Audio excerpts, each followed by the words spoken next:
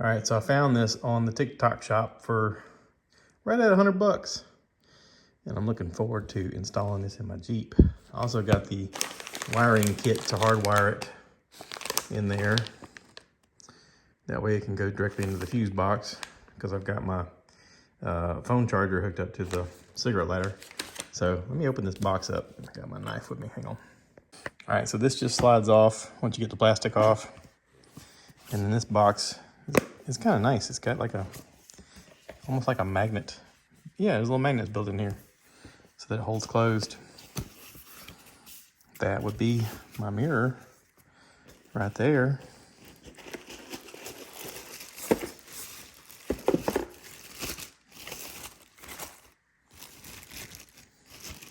That's the camera. That's going to face forward.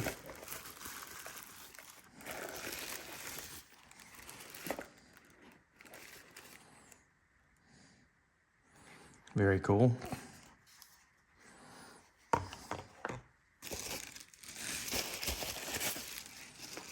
What else we got in here? That's the cigarette lighter that it comes with. You can use it with a cigarette lighter if you just want to use it temporarily, but I want to use it hardwired in. That's why I got that wiring kit right there. It looks like a GPS module that you can have attached to it. This is a wiring kit attached to your camera. That's your backup camera right there. This is a little trim piece to use to pull back to get your wiring behind the trim. These actually hook on to the back here to make it wrap onto your mirror. Got more of those.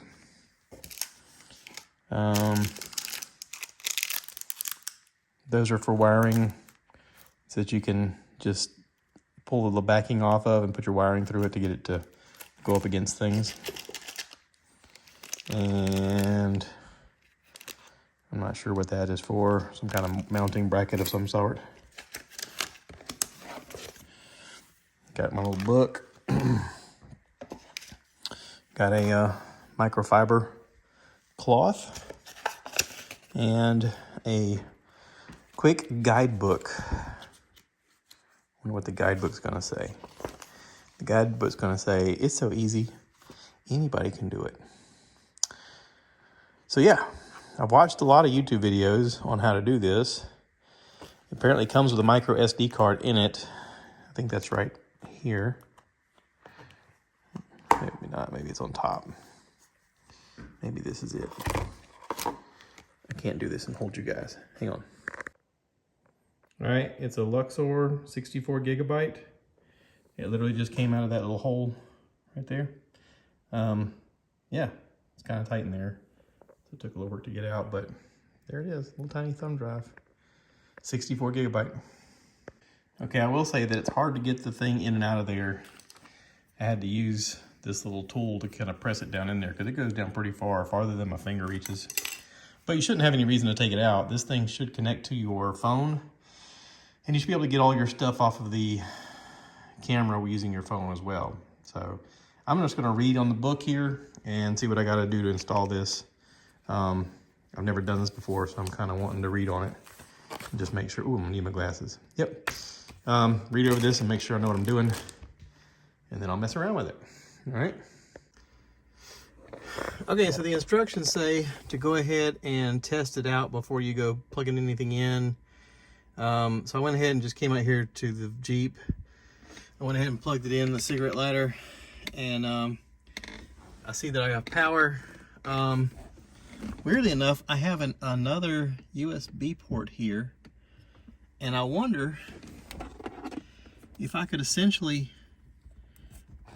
pull some wire out here from my existing thing and plug that in and have my phone charger work with it. If so, I really wouldn't need to hardwire it. It would essentially run off my line there. I never thought about that, but that may be an option for powering it. Although it does stick pretty far over towards my hand where I control doing everything. I mean, even like that, it's still like right there at my hand. I don't know. I may play around with that, but I'm getting power from the Wolfbox. I want to see what the controls do. I know there's a battery button supposedly on here. See, it says Wolfbox. Let's turn it on. Now it's saying some things. Cool. Okay.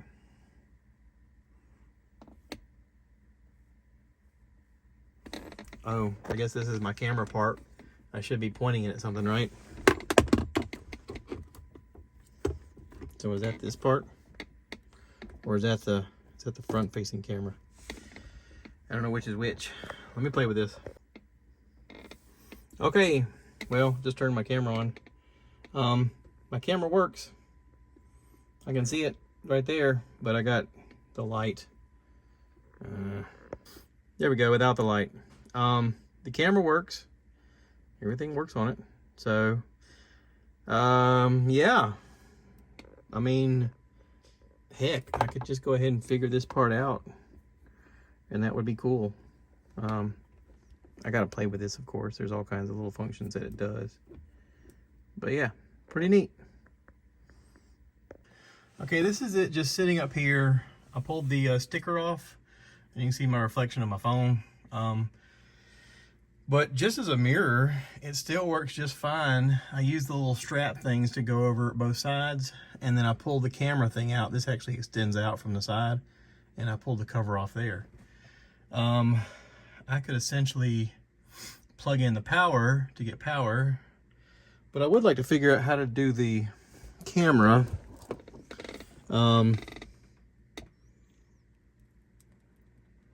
Yeah, I need to figure out this part. So let me do some looking. All right, my back wheel, you guys can see that, right? I don't really have a piece of metal sticking out, but I do have a piece of metal right there. And that's a bracket where the light used to be right here before it was relocated. I got that there, and then the brake light up top. But this bracket right here is flat and clean, and I've got a double-sided sticky that I'm gonna stick up here, and I've got this measured out where I can stick this right there, and then I'm perfectly looking behind me, right inside the wheel, right inside that circle. And it's at the perfect size where if I needed to take the tire off, it can go right through there. I know everybody's setup's a little bit different, but that's what I've got on mine. And yeah, I'm thinking about trying it. I mean, worst case scenario, I'm like, nah, I don't like it, and I can move it, right? So right now I've just pulled the wires through the middle part, and I kind of snaked them around back here over some stuff where it can go. I see there's a hole here that goes inside of the body. There's also one above it that doesn't have a rubber piece on it that's supposed to like block out the weather, and I probably need to do that. But I could also feed it through that hole also. Either or. So anyway, let me stick this here. I've already tightened down all of the bolts in the angle that I want. It's going to put it right about there. So now I got to do is put my double-sided on and stick it there. Okay, so I went ahead and took the tire off. I still wanted to find where I'm going to route my wires. And even as I put it here, I realized that's a mistake. I don't need to go around this. I need to go through this way. So yeah, I'm figuring this out. I did kind of figure that some string through here to the back could pull it through. Yeah, it's just trial and error at this point. Little stroke of good luck. There is a disconnect here. So I just unconnected it, went around this wire and put it here. So that'll work if I can get this up here and kind of, I thought about maybe zip tying it up here. I'm not afraid of zip ties, right? Yeah, let's think about that. Okay, so it's tight on there. Zip ties, I got 3 zip ties, one holding the base on there, one holding the corner, one holding the latch to the back. This ain't going anywhere. The tricky part, weirdly enough, is gonna be getting this big old 37 back up here without damaging the camera. So, I may have to get help for that. I don't know. We'll see. We'll see how aggressive I get here. For now, I would like to,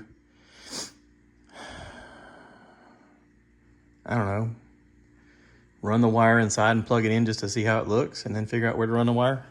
If that makes any sense. I do have to figure out which one is my reverse light, and I wanted it to come on this corner so that I could open this up and test this to see which one is the reverse light. Again, I may need some help on that. And then I can tie it into that wire. So once I get that red wire tied into the reverse light, that'll turn on the camera whenever I'm backing up.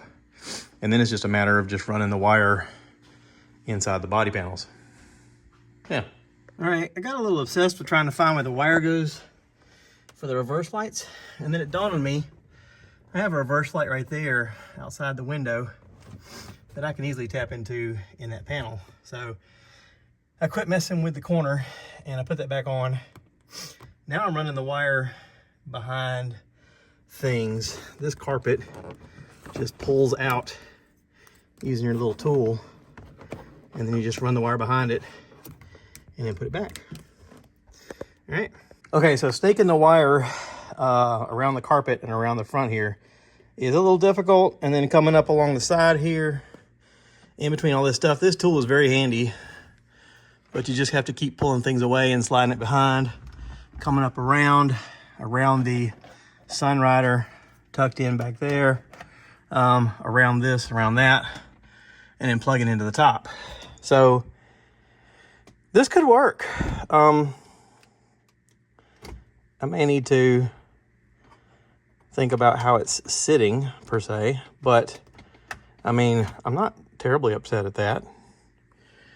I'd still need to wire up the reverse light, and I got to put my mat back in here. All right, so right now the camera is working. I can see what is behind me. I can move it up and down. That's my front camera. Isn't that wild? That's both. Yeah. Pretty wild. There's my hood. So imagine if I was on the trail and I'm just recording us going down the road. Wouldn't that look cool? I think that looked cool. So yeah, I don't have the reverse lights wired up yet. I still need to get that part done. But I'm gonna call that good. I need to set the clock and everything. I haven't plugged in the GPS, which I don't really plan on doing. I don't know that I need a GPS, but this is pretty far out so far. And I was able to tuck all the wires down behind things. The only thing is that now this kind of sticks out far, so when I reach for my hand here, I'm gonna bump it. So I'm not thrilled about that. I may have to I may have to wire it like I planned. But this gets it working for now, which is cool because I wanted to be able to use it to be able to park while backing up into a parking space. So again, the tire's not on there right now. Probably need some help doing that, and I need some help wiring it. But other than that, I'm gonna say this is pretty much done. So yeah, cool deal. All right, I got my rear tire on this morning, but when I did, I bumped the little housing for the camera, and it's kind of turned in a weird angle. You can see how the land is not exactly on the horizon like it's supposed to be. So I probably just need to bend that a little bit later on. But yeah, driving to work, big improvement so far. Now the fun part about parking. All right, well, I definitely want to adjust my camera so I can see down a little more. So I probably need to find a way to pull the camera out. That way I can scroll down even further, because right now I'm not all the way back, but I want to be able to see that line. So when I back into parking spaces, I know how close I can get. So anyway, I still feel like I put it in correctly.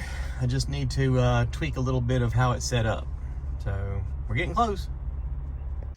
All right, through trial and error, I have a secondary backup light up here, a big one, and I know that these wires are going to turn the reverse lights on. So I use this red wire, and I stripped both of the wires that this goes to because I wanted to test both. I wasn't sure which one was a positive. And I'm doing this by myself. So I first stripped the one that had writing on it, and that wasn't it. And then I put it on this one, and it does show me my reverse lines now.